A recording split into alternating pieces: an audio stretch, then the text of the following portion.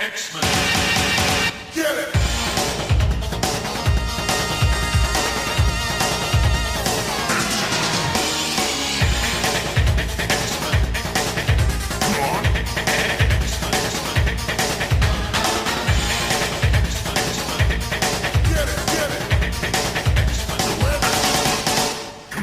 Hey everyone, and welcome to another exciting episode of Battle of the Atom. This is your weekly X-Men podcast where we rank every story from A to Z. I'm Adam. And I'm Zach. Adam. Hey, real quick. Ask me a question that only I would know the answer to. What did we get for dinner as an appetizer at C2E2 2020 at that bar while everyone else went to a wrestle show? A pretzel the size of a baby. That's... Adam, you passed. Oh, good. Good job. I'm actually me. I'm not in disguise. I'm not a shapeshifter. You aren't a scroll. You aren't a secret person. You have to be Adam. Because as we know in comic books, as long as you verify their identity multiple times, it has to be that person, right? I guess, yeah. Sure. I guess we'll find out today. In fact, there is a rule when it comes to shapeshifters like Mystique. Here's what you want to know if you want to figure out if somebody's Mystique in a comic book. How many times do they prove that they're not Mystique in a short period? Like on one page, if they do a biometric screen, a voice screen, a password, it's definitely Mystique. Yep. Otherwise, they wouldn't even show it. They're just like, hey, you got access to this lab. But yeah, we are talking about Mystique this week. We've got some Mystique stories for you. We got some weird... Here's the thing about Mystique, and we're going to get into this. I never really liked Mystique. Really? Okay. Mystique was fine. She was the character in the movies, and I liked that because I was 9 years old, and she was a naked blue lady. And I was like, okay, Mystique seems neat. But I've never... I didn't have a strong affection for Mystique in general until Hoxpox and really that one Hickman issue where she was like, I want my wife back. I was like, perfect, great, I love her. She loves her wife. I understand you now, Mystique.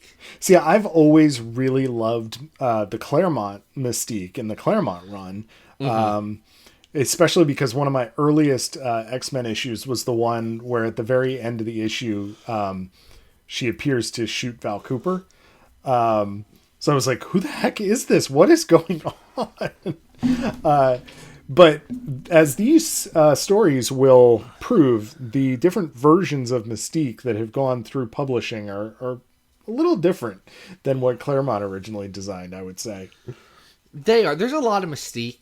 There's a lot of very different Mystique around. And, we talked about two extremes. Early Mystique. I mean, you didn't go as far back as Ms. Marvel. But, right. You still went to early Mystique. I went to late Mystique, current stage Mystique. Mystique, who I think Inferno 3 comes out on a Wednesday as we're recording this. Ooh, so, exciting.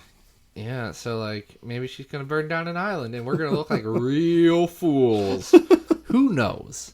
Who can say what's going to happen? What I can say is that Patreon supporter Will went on over to patreon.com/comicsxf and said, folks, I want you to talk about this one story that we're saving for the end that's about Mystique. And then we said, we'll do a whole episode about Mystique. And then because we're weird, we picked weird stories. We sure did. We were like, okay, Mystique, what's some dumb Mystique stuff we can talk about? Not the good Mystique stuff. Not the stuff we just talked about. It's like, oh, I really like this Mystique story. I really like this Mystique story. Folks, in the spirit of our last story, we picked some dumb Mystique stuff. And that's what we've got for you today, starting with Sabretooth and Mystique, a mini-series by Jorge Gonzalez and a young Ariel Olivetti. Yeah, advertised in various ways on the covers as, this is an exciting new, team up, or later in this, they're described as this generation's Bonnie and Clyde. And I don't think that's accurate, but they do team up here. And this is a weird one. This is very strange. Yeah, this is a 4-issue mini from 1996. So this is like peak Sabretooth popularity, right? Like he's had This is his solo. This is past the solo. This is past, I forget what it's called, Red Alert or whatever it is, when he escapes and screws up Betsy and Warren for a while. Yep. It's past all of that, and it is just after he has started on the government-sponsored X Factor team, which, spoiler alert, does not go well. Shocking. Shocking everyone. Sabretooth being on a team doesn't go well. Who could have guessed? Yeah. I want to start by just talking about Olivetti's art here. It's pretty striking, and he's really good at drawing monsters, and he's got kind of like a Kevin Nolan touch in certain times to his artwork. It's a little inconsistent depending on which page you're on, but I really enjoy it in places, especially because I think this might be one of the first places where we start to see Mystique use her shape-shifting powers in some different ways. She's not just assuming identities, she's actually becoming like winged gargoyles and monsters and stuff. Can we talk about that for a second? Yeah. I want to put a pin in that. I want to make sure I address Ariel Olivetti. His art doesn't look like his art does today, right? Oh, no. No, very different.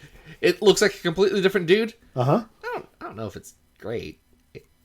It's fine. It's there. It's so 90s. It very much. I don't know if he was Olivetti tied to one of the Image houses before moving over to Marvel. I'm not sure. I don't know. But it is really reminiscent in a couple of places too. Like I mentioned Kevin Nolan. Nolan was doing Super Patriot with Eric Larson at the time. And I or at least around, this time period. And it bears a striking resemblance to that in places. To answer my own question, no. His first U.S. stuff was on the last Avengers story in 1995. So this is like his second U.S. work. He's an Argentinian artist, and yeah, he has very few credits at this time. So this is very early. That's interesting. Yeah, no, but you can see him picking up different influences. Like at the end of the first issue, obviously we haven't talked about the plot yet, but there are some what do they call them? Techno-assassins, and yes. From AIM. And they kind of look like Simon Bisley drawings, so you can see there's a little hodgepodge of influences here. It is. Getting to Mystique, do you like that Mystique can do things that aren't just turn into a person? I'm not a huge fan of it because it brings up a lot of questions about like what her power set is, because there are several times, I think not just in this series but in other things that we'll talk about today, where like she transformed, or no, this happened last week when we talked about her in Power Pack. Yep. And she changes mass, like she becomes this like giant creature or grows wings and flies somewhere. And traditionally we've always seen Mystique just become another person, not become like a monster. To the point that Claremont, in a very Claremont-y thing, like gave her strict definitions of what her powers could and couldn't do.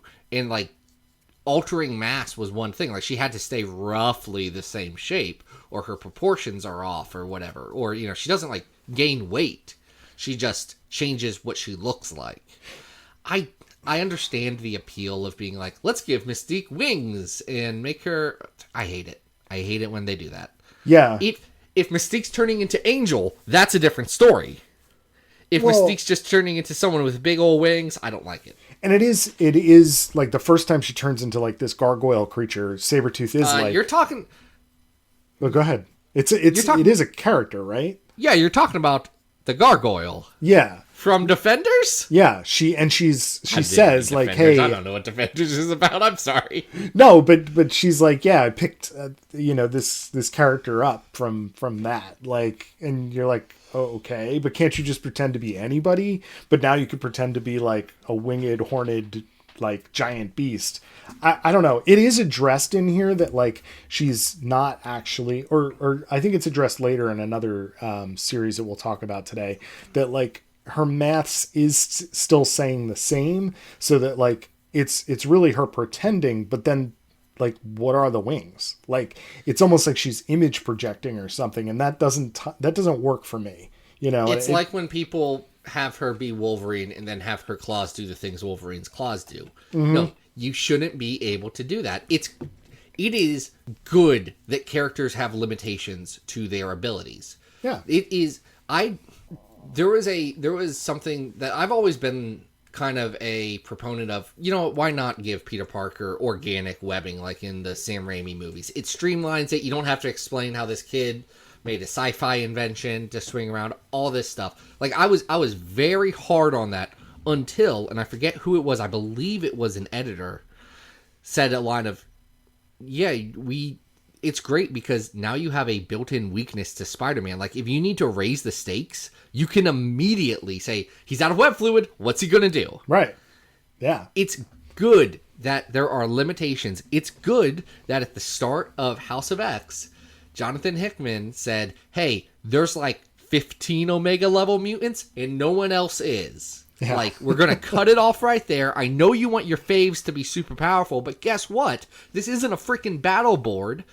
Everyone is as powerful as the story needs them to be anyway. It's fine. Just like, let them have limitations. It makes for a better story. Agreed. Speaking of story, this one is, it's convoluted, but it's not really that complicated. They steal a marble-sized device from AIM out of the body of a dead guy. Adam, before we get to that, do you always just like initialize AIM? Oh, am I? Well, no. Sometimes I say AIM. Have I been just saying AIM? AIM? You've been saying AIM this entire time, and I'm sitting here like, is this like? Have I just now figured out that Adam calls it 616 or something? Like, what?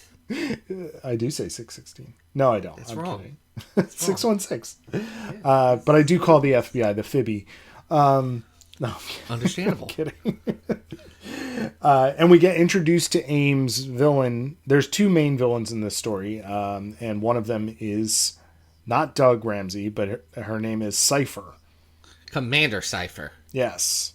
Who's kind of... So this is not Cypher, and it's not other Cypher. This is a third bespoke X-Men Cypher. Too many Cyphers. At first I thought her name was Cyber, and I got confused. It's not Cyber.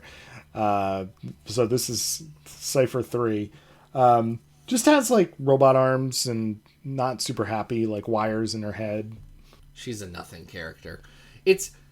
She's generic 90s villain. Oh, 100%. We're also getting flashbacks to a raid that Mystique and Destiny are involved in, as is Sabretooth. Mystique is pretending to be a member of Mossad and taking on this secret agent's personality. And they are in conflict with this character named Catalyst, who can, like, I don't know, what is his deal? He, like, affects your body chemistry? Yeah. I guess. I don't know. Man, here's the thing, y'all. This is not a well-written comic, and it is reaching to be something more than it is. So it's hard to keep track of.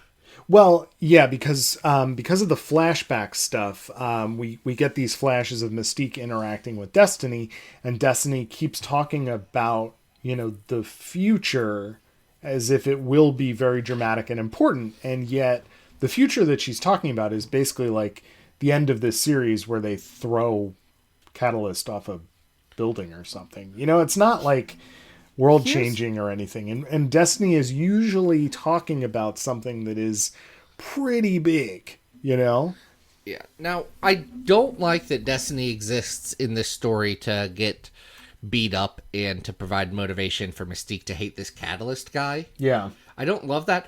I do love that Destiny and Mystique's relationship in this story is unambiguous. If they are friends, they are the best friends I've ever seen. Well, Sabretooth even comments on it. He's like, man, you really care about this chick. What's the deal, you know? Sabretooth, the father of one of Mystique's children. It's like, oh, okay. Right on. Yeah. So, in the flashback, they think they've killed this Catalyst dude. Turns out, well, his superpowers allowed him to magically survive. And, comes back, kidnaps Mystique again. He's straight up joined the Nazis, by the way, at this point. He's Hydra, but not like Hydra as in they're really just Cobra. Nope. From G.I. Joe. No, we're Hydra and we really think Hitler made some valid points. Yeah, he's very big on wanting to be the successor, the correct successor to Strucker. And Mystique is like, yeah, you know what Strucker was all about, right? And he's like, oh yeah, yep, that's what I'm very into the Nazi stuff. Super, just right there. He's on board. So we have AIM and we have their techno assassins, who are just like look like kind of dudes in, I don't know, extreme biker gear, I guess, like. And I mean like BMX gear. Like they look like they're wearing bike helmets and shoulder pads, and carrying around Bowie knives. And then you've got the Catalyst dudes. He's got these sort of Igor monster guys that are, what are their names? Dismember? Corrosion and Dismember. Yes. They're kind of fun. One of them's got a barcode stamped on his forehead. They're very 90s, you know? They're the best design in this. I'll give them that. Yeah. And Mystique and Sabretooth beat everybody, and that's just how it goes. And then they just go back to X Factor. Right. So, like, this whole deal about the flashbacks where it's like Destiny saying to Catalyst, you'll see my face again before you die. And it's really just, okay, Mystique pretends, flashes into Destiny's appearance and throws Catalyst off a high place. Like, that part is good. I actually do think that sequence at the end, yeah, regardless of how it is, the buildup isn't earned, I think that page works pretty well, because the one thing that Mystique, who actually has personal stakes in this, her big stakes are, you screwed with Destiny. I don't care what you did to me. You screwed with Irene, and I will drop you into this piranha water. Yeah, I think that's the strongest part of this. I agree that the backstory of having Destiny be, beat up and chained to a wall, I mean, all that stuff's unnecessary. But the idea of Mystique going after somebody for revenge for hurting Destiny, yes. let Mystique John Wick it up a little bit, I do think the major weakness here is probably that Sabretooth is here. And Sabretooth, who's the bigger name, but right, is also the, he's got nothing to do. No. And he's easily the least developed character out of the two. Probably the best thing that happens to him is there's a whole sequence where there's a moat with piranhas in it, and he's fighting Hydra dudes while getting chomped up at the same time. That part's pretty cool. But overall, I don't think there's too much here that's memorable. Because as you say, you start and begin at the exact same place. Yeah, it doesn't change anything about Mystique or Sabretooth's role in X Factor. It's just they're there. It's a story that happened, and I had not actually read this until I was reading it for this show. It's one of the very few. That's interesting. This is one of the very few ones that it's like Zach hadn't had a chance to pull this one up yet. Did I say start and begin at the same place before? But that doesn't make any sense. I don't remember things I say on this podcast 5 seconds after they happened. Someone this week was talking about jokes I made, and I said, maybe. Sure. Did I make those? Sure. Okay. Let's go with it. Yeah, I said that. So yeah, I think if you're checking this out, it's, a curiosity of its time. If you're a Mystique fan, you might, dig it because of the Mystique Destiny stuff, but there's not much of it. And I think you might also want to check it out if you want to see what Olivetti's art was all about at the beginning of the career. Yeah, it's a weird artifact, but it's got to have some place on our big old list. Yes. You know about our list, right, Adam? You know how we're on the road to 600? Yeah, we're getting closer every day. We've almost got 600 stories on here. 582 at last count. Wow. The number one story. These are all ranked from best to worst, in case you were curious. with the best X-Men story of all time being House of X Powers of 10, the 100th best being Wolverine Dupe, the 200th best being X-Men the manga. That's like the adaptation of the animated series, right? Yeah, it is. Yeah. That's actually the best. good. Yeah, that's the best manga. I had to think for a second. 300 is Special Edition X-Men #1, which is really a reprint of Giant Size with a really fun backup in it. Number 400 is the Uncanny X-Men stuff with G Nation and also Rogue and Iceman's Road Trip. 500 is Emma Frost 1 through 6, Higher Learning, and the worst X-Men story is the Draco. Probably will stay that way. But I mean, just today never it know. is. Just never know. Is this better or worse than the Romulus arc of Wolverine Origins? I think it's somewhere along. What number do we have that at? Because that's kind of on par. That's at with 503. this. I don't think we're that low. I think there is some fun here. You know, it's not much, but like we're on par with like a low 400 story here. At 500 we have Emma Frost, Higher Learning. Yeah. I think this is better than that. I don't think this is better than Quest Probe. You know Quest Probe? Yeah, the Marvel Fanfare video 33. game tie-in. Yeah, because I'm looking right above that. I kind of like everything that's above it better than this. Well, we may have just found our spot. Are we too Wow. high? Are we too high? Do you want to go lower? I think we're in a good space here. I'm looking what's below. We it. are, because I probably think personally that this is worse than the Emma Frost story and it's worse than X-Men 67 through 70, The Infinitives of Evil. Yeah. However, I am willing to concede that if you're saying that you think that this is better than Emma Frost, who am I to judge? I think that's a good spot for it. This could be our new 500. This is going to be our new number 500. It's Sabretooth and Mystique. Nice. Speaking of different versions of Mystique, we're going to jump to one by one of the most famous comic book writers of all time. Yeah, this is a Brian K. Vaughan story with Brian K. Vaughan. You know Brian K. Vaughan from Ultimate X-Men, right? Yeah, that's how everybody The man who knows wrote him. Stairs. Oh, man. What was it about Ultimate X-Men who took big name creators and made them do some terrible stuff? Between Vaughn and Kirkman, I tell you what. Listen, I don't think this series is really going to change anybody's minds about Vaughn's time with X-Men characters. Frankly. I'm trying to think. Brian K. Vaughan has written some incredible comics. Yeah, Why the Last sure. Man was obviously hugely influential at the time, and is still a good comic with some underlying issues in the world building. Ex Machina, which I've never read and never want to because it's an early 2000s politics story, and that sounds like it's aged poorly. Saga rules. I have my issues with it. Saga's great. It's coming off of hiatus, baby. I love Saga. I'm ready for it to come back.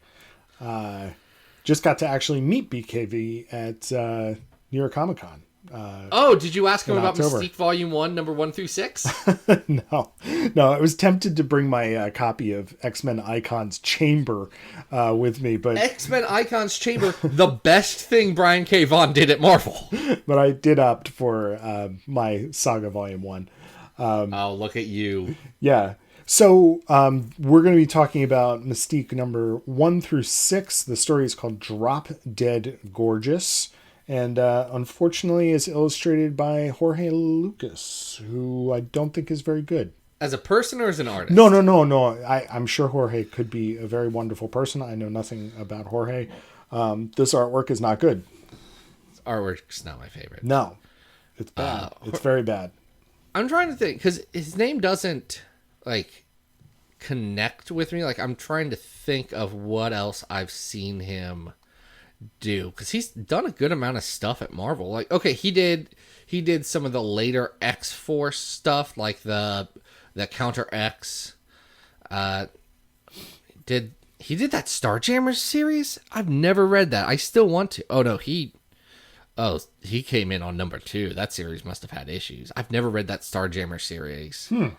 Oh, he did the Colossus story where we find out that he's connected to freaking Oh, he did Rasputin. Bloodlines. Yeah.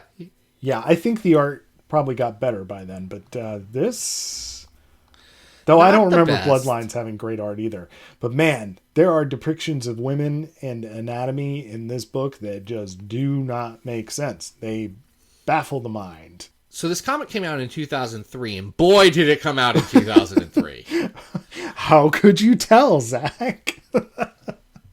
Brian K. Vaughan. How would you know? Brian K. Vaughan is doing the Joss Whedon thing where he's writing like Joss Whedon. Oh my god.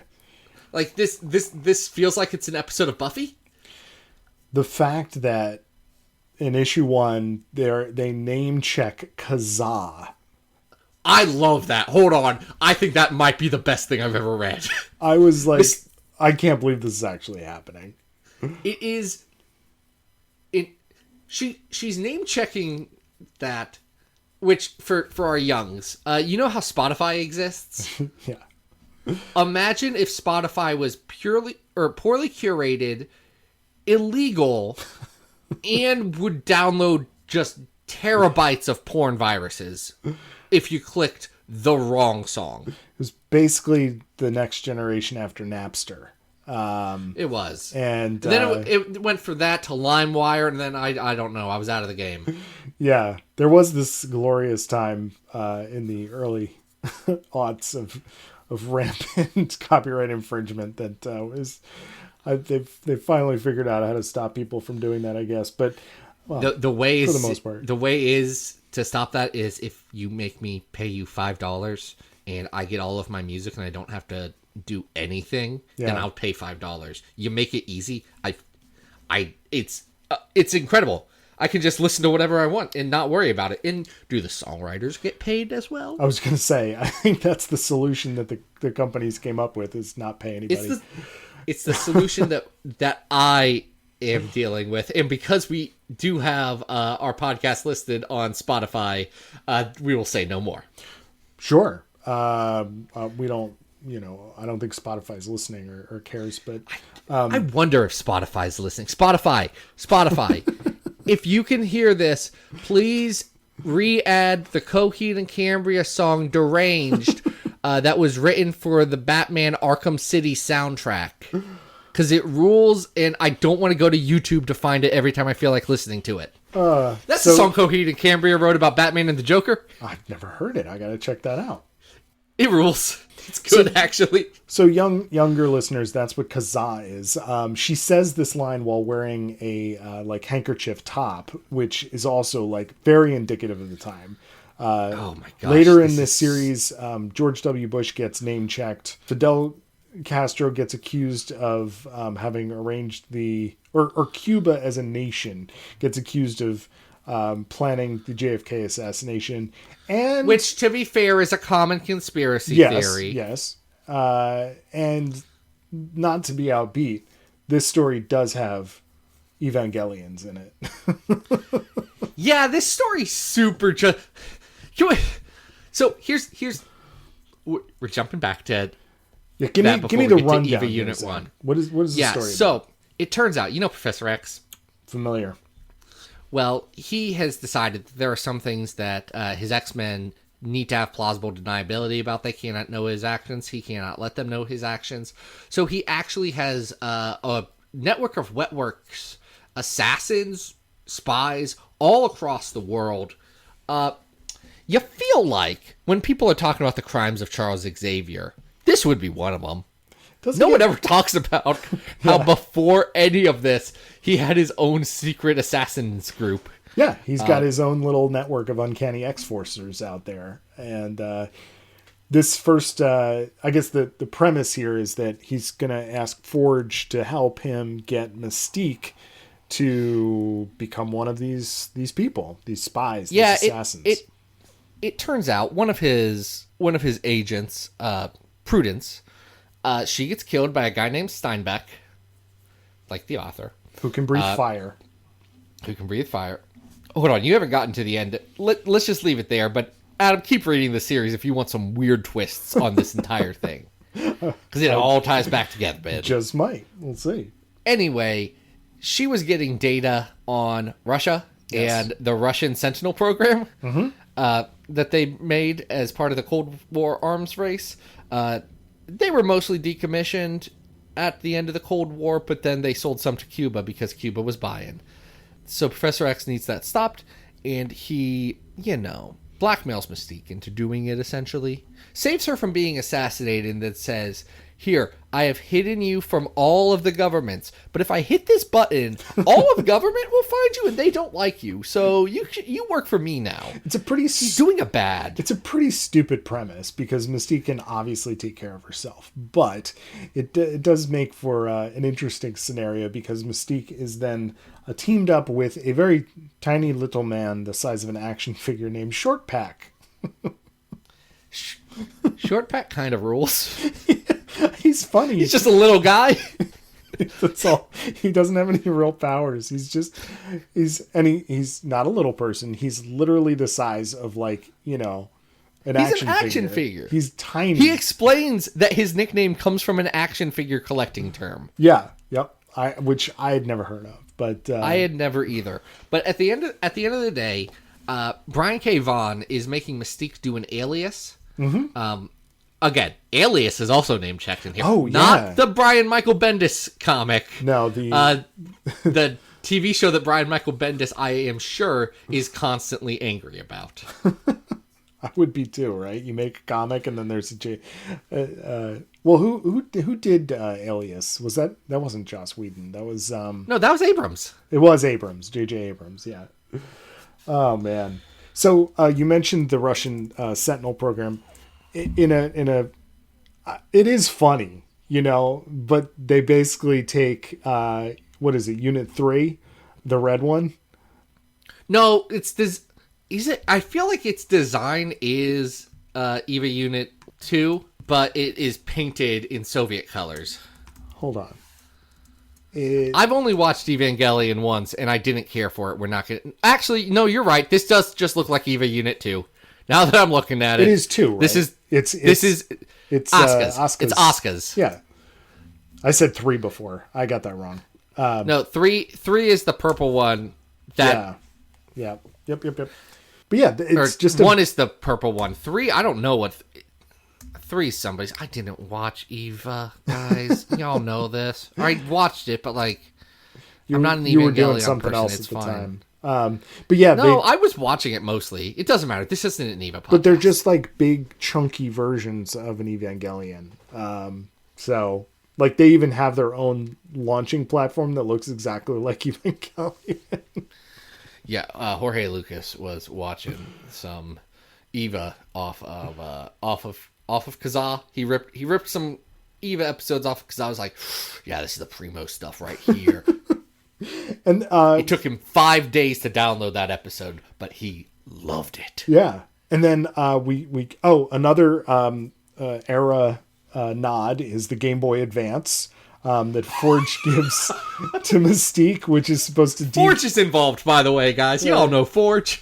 I do love that he reprograms a Game Boy Advance, and she's like, a Game Boy, and he's like, no, a Game Boy Advance. It's a Game Boy Advance, maybe. This is 2003. When did the SP come out? Was this outdated? I don't know. That's possible. Forge is collecting the old systems. Was SP... Nope, SP was released in Japan in 2003, so it really hadn't hit the States at the time. All right. So Forge isn't up on his... But Mystique does get forced into an Uncanny X-Force type situation because it turns out that they are controlling the Sentinels via the mutant powers of a small girl. Yeah, it's this little Cuban girl who one of the revolutionaries trying to overthrow the dirty commies of the Cuban government. Castro wasn't a great man. I'm not a tanky by any means. I just think that we also demonized the idea of, socialism as a nation for a long time, and maybe we should rethink some of those actions and how we reflect them in media. Regardless of all of that, this revolutionary does have to kill his little sister. It's rough. Is it his sister? It's his sister? It's his sister, yeah. Yeah. Yeah, bud. It's his little sister. He has to shoot her with a AK. It's bad. It also doesn't quite make sense. It's he has spent the first, like, we've got to know this revolutionary in a couple little back scenes, and his whole deal is he wants to save her, and he gets to the scene is like, I guess there's only one solution, and he like shoots her. I mean, it's really, I don't know, it's weird and poor. I feel like that's poor writing there.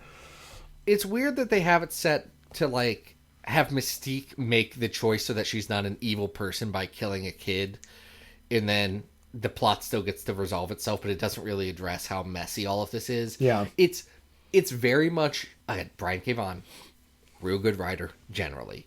This series is very much built into the exact time and mentality that even progressives had in 2003.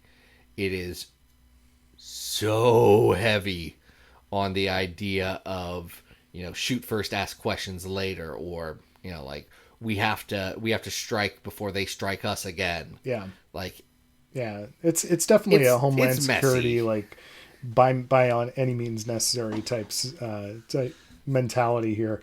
But, if Mystique, did murder a little kid, it wouldn't be as exciting when she meets Brad Pitt at the end of the 6th issue.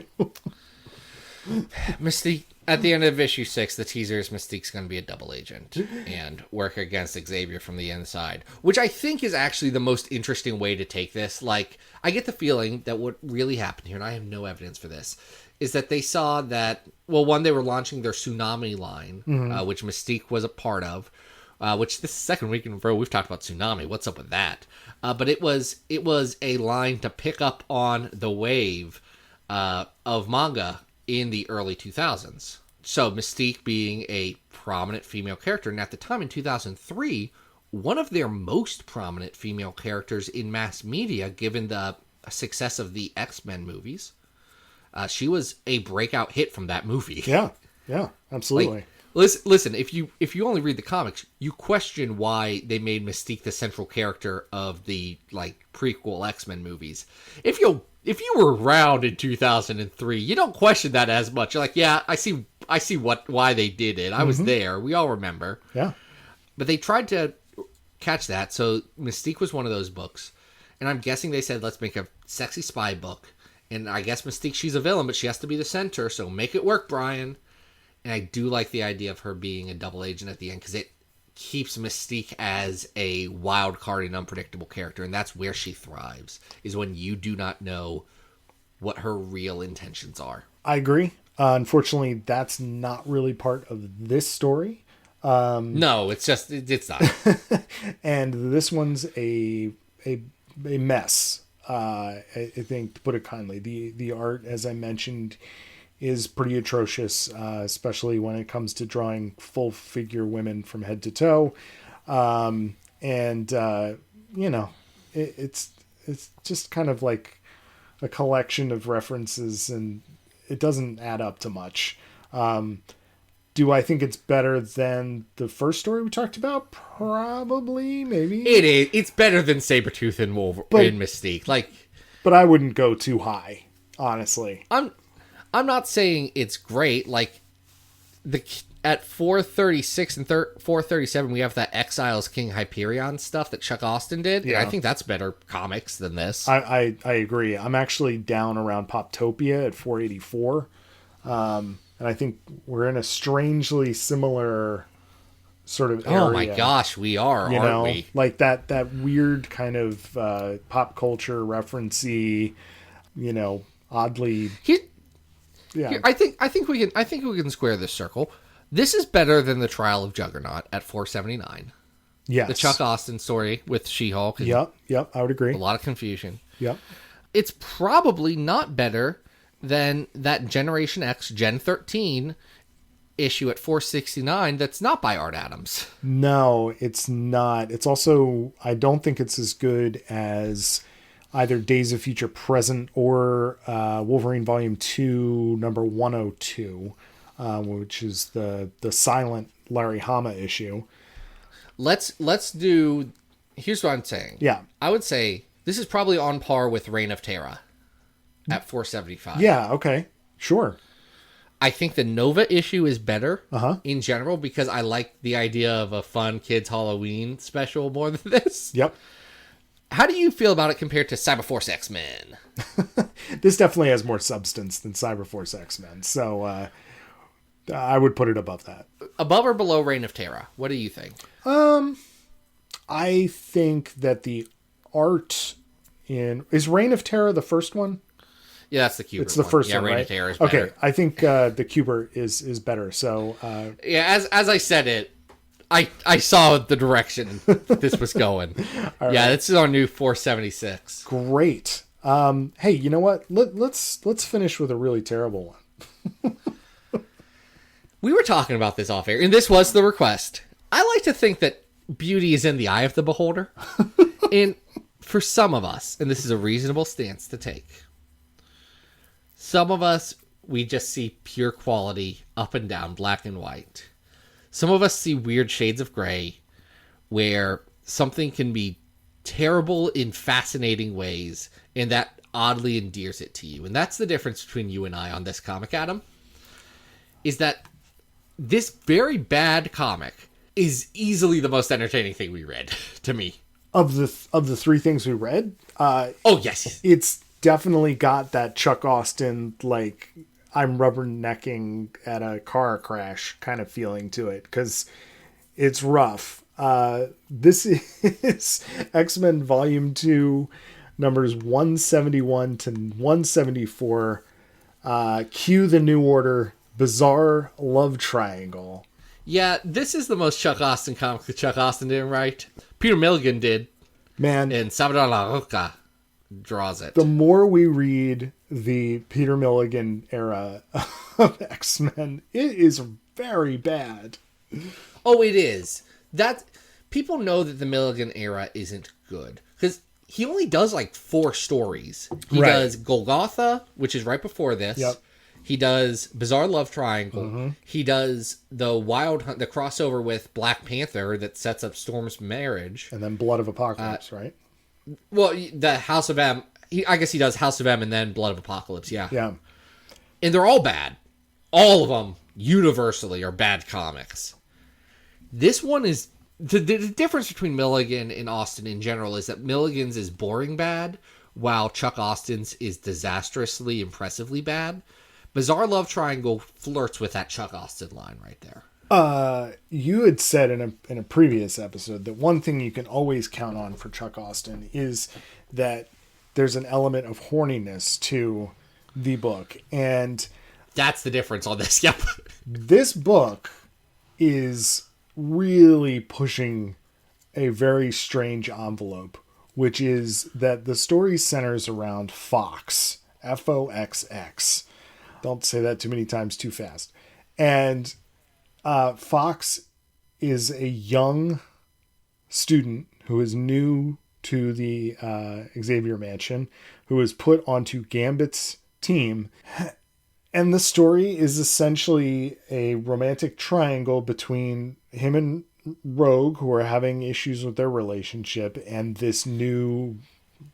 I mean, I'm not going to like mince words. The preview for this issue describes her as a Lolita. Yeah. I mean, that's what they're going for. Now, I want to be clear, because this is something that Milligan does very intentionally. Gambit constantly and continuously rebuffs her and says, this is inappropriate. I want her out of my class.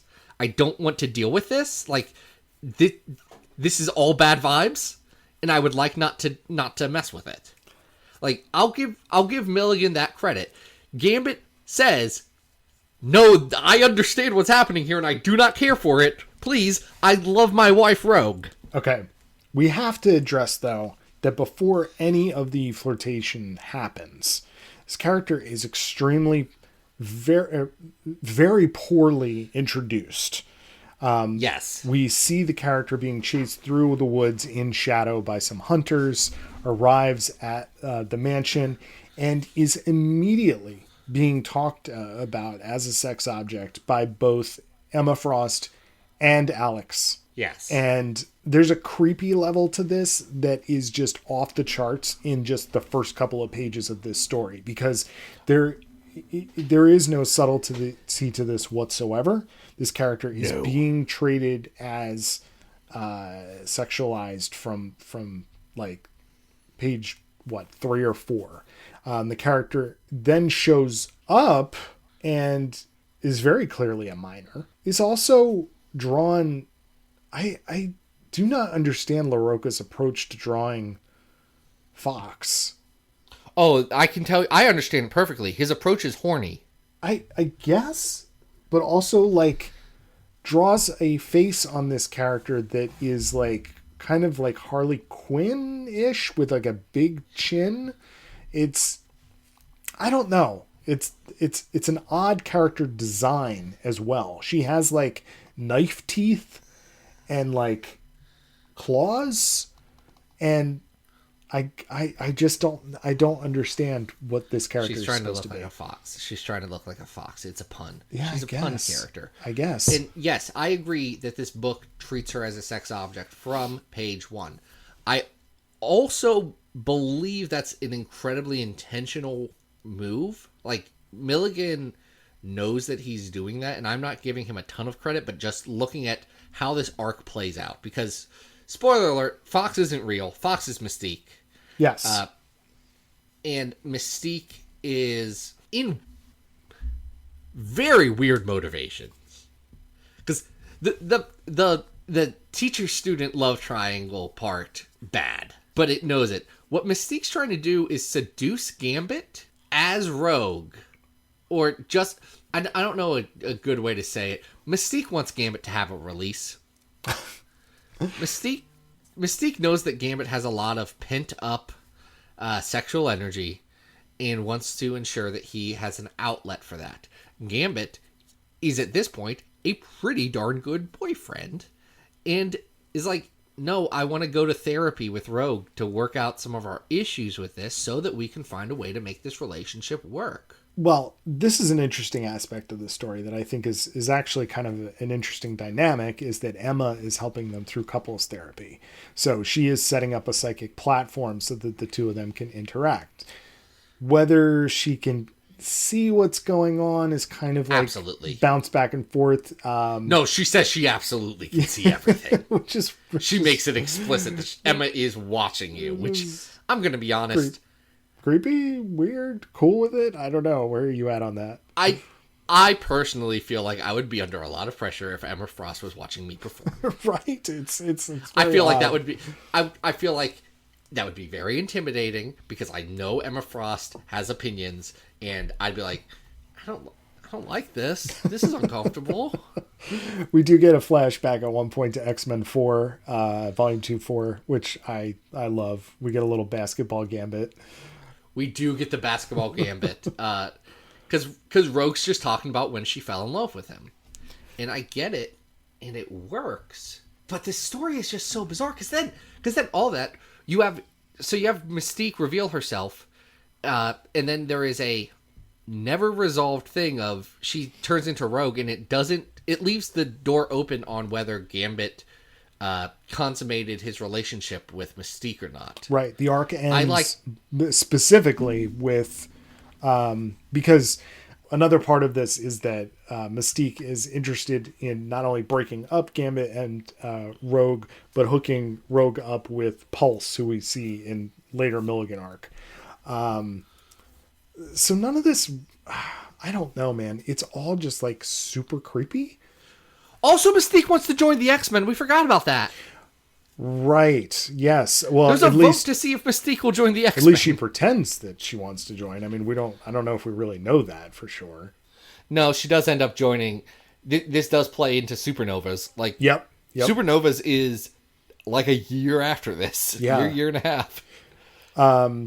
The other thing that's happening in this that also adds to the like really weird sexual nature of this story is that Onyx develops a very unhealthy crush on Fox without really any context whatsoever. Like, they've barely even spoken, and he assumes he's 15 and she's hot. I get it. Yeah, but he basically assumes by midpoint in this story that like she belongs to him.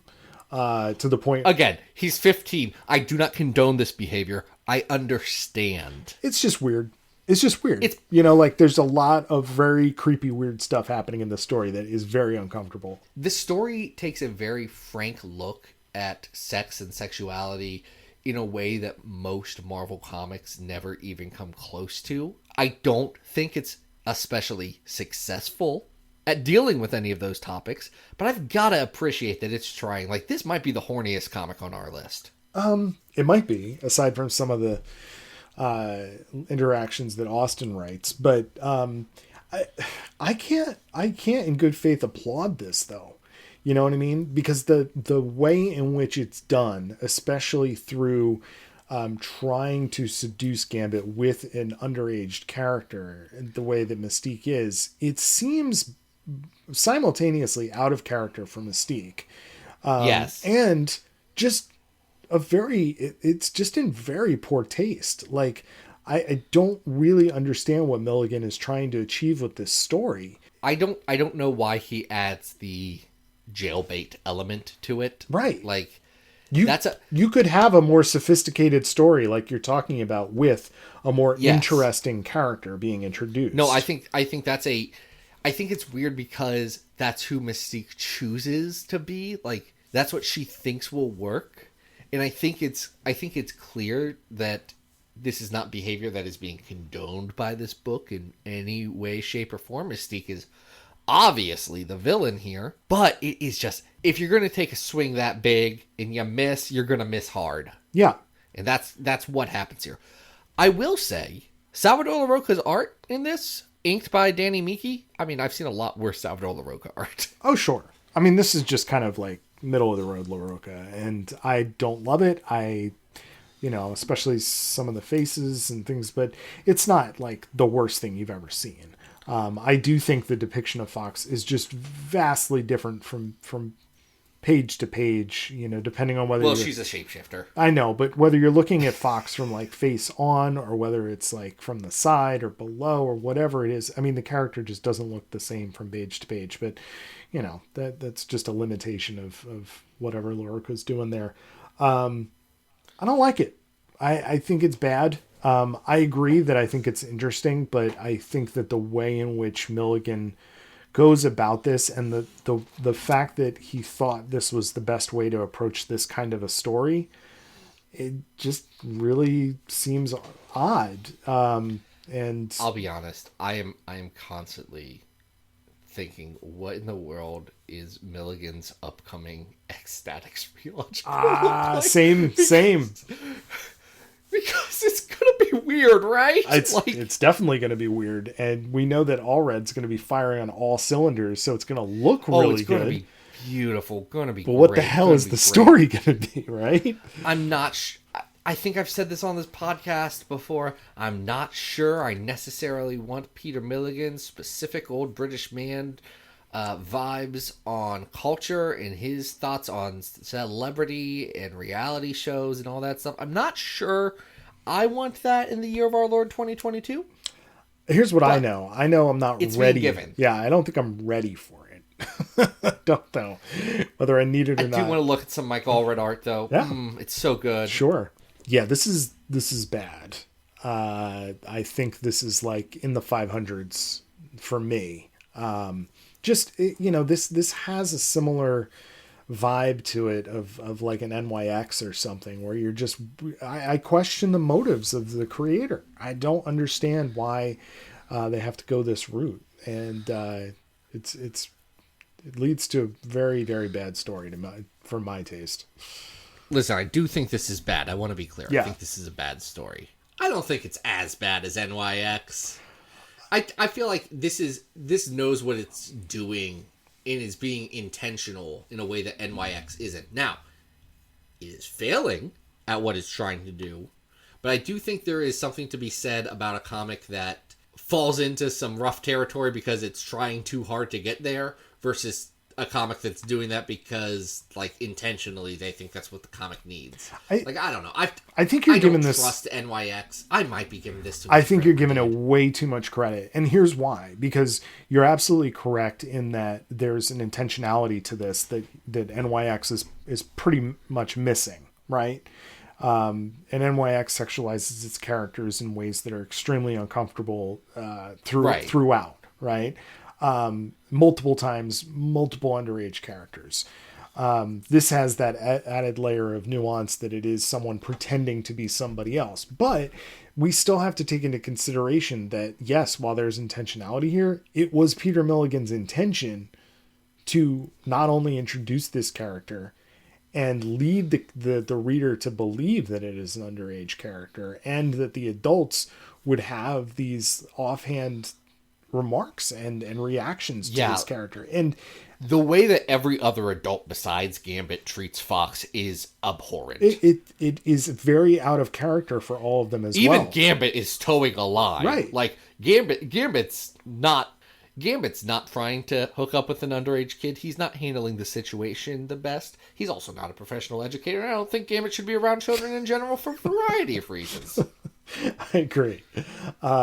But, you know, the writer is placing these two characters in a shower scene together, you know, is placing them, there is that. That's the one. That's the one that's real bad. And I know Gambit was just already taking a shower like a regular person and immediately says, please get out of my shower. I'm showering. But this is such a weird story, man. I think that this is worse than Storm the Arena at 568. That's Extreme X-Men 36 to 39.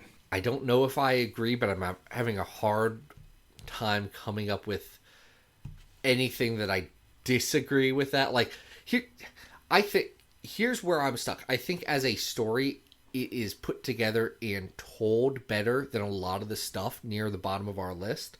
It is a bad story, though. It is a story that needed another pass in editing just to like make sure, hey, is this really the story we want to tell? Yeah, I mean, listen, something can be very cohesive and like actually have okay art and still be offensive and still like be making incredibly wrong decisions and out of character, dialogue and actions with its characters. And that's exactly what this book does. You know, Alex Summers, that is not a reaction I expect from Alex Summers. You know what I mean? Yeah. It's not the kind of thing that, you know, you expect your X-Men to do when... Am I coming up with a better book in my head than this book actually exists? That actually exists? Like, am I thinking, well, if you did this... If you changed all of these things, maybe this would be interesting. Well, you know, there is the potential for something really interesting here but it's not realized. But it's certainly not. We've been agreeing with that the whole time. Yeah, okay. Yeah, you've got me. You got me. This is probably a better comic than Hyperstorm from Fantastic Four, right? Like, yeah, I'll give it that. I'll give it that. So we want to... Let's make it 5... Want to slot it in at 569?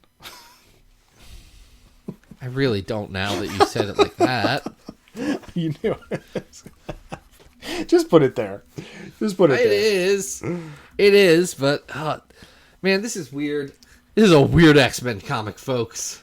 Well, who do we have to thank for this illuminating conversation? I think this was actually a really interesting conversation. So we do have to thank Will. We have to thank Will. Thank you, Will. Thank you so much, Will. We appreciate it. I know you picked this story specifically so that we got to have the uncomfortable conversation about what Fox's whole deal was. So thanks. This was a whole weird episode, Adam. I feel very weird about this episode. I grew up very repressed, and even talking about sex as a concept is like, I don't know if I should be doing this. You did just fine, Zach. You're doing okay, buddy. Thanks, Dad. I don't know. Go support the Patreon, people, or don't. Maybe if you don't support the Patreon, we'll stop having to do this. Adam, what's up with you? What do you got going on? Well, we're about to go to C2E2, which is really cool. So hopefully... this episode will be at C2E2 after you hear this episode. Yeah. So if you're going, find us, say hi. Yeah, I mean, obviously we'll be masked, but don't be afraid to come up and say hi. I will have Battle of the Atom stickers. And no, I'll share some with Zach. I will then. Look at that. Our good buddy Dan Grote is going to be there as well, the handsomest man in podcasting. So if you see us around, don't be afraid to say hi. Last time we went to C2E2, we met lots of listeners, and it was really cool. So we hope to meet some of you out there. I don't know who's going to be there or what this is going to look like, but we're hoping to have a good time. Vibing. Yeah, we're gonna hang out in Chicago for a weekend and have a good time. Yeah, and if you're not going, I will be posting on Twitter at Arthur Stacy, so you can follow along at home. Next week on the show, we have special guest from the Cerebro podcast, Connor Goldsmith. Nice. Coming. We're going to celebrate all things revenge. Nice. Oh, cool. In a very interesting episode that I'm excited for. Man, I don't know why we do this to ourselves. We just give ourselves some weird things back to back, don't we? Looking forward to it. But until then, folks, this has been Battle of the Atom, and we hope you survived the experience.